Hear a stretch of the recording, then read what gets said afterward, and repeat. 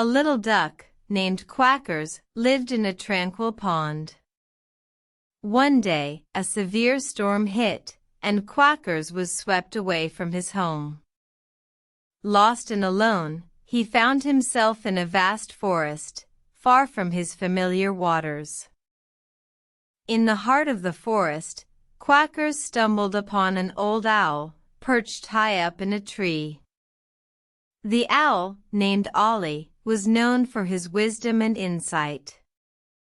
Quackers, desperate and scared, approached the owl for help. "Ollie, I've lost my home," Quackers croaked, tears streaming down his face. "Can you guide me back?" Ollie observed Quackers for a moment, then spoke. "I can't guide you back to your home, Quackers. But I can help you find a new one." "But I don't want a new home," Quackers protested. "I want my old one back." Ollie sighed. "Change is inevitable, Quackers. You can either resist it and suffer, or embrace it and grow. Life is not about returning to the past, but about finding peace in the present."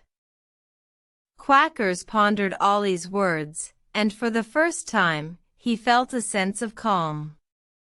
He realized that life was not just about his comfort, but about learning and adapting. With newfound determination, Quackers ventured deeper into the forest, ready to find a new home. As Quackers explored the forest, he met many other creatures, each teaching him something new. He learned to swim in rivers, to fly with eagles, and to hide from predators. He realized that his old life was just a part of his journey, and he was ready to embrace the new. In time, Quackers found a beautiful pond, surrounded by lush greenery and filled with friendly creatures.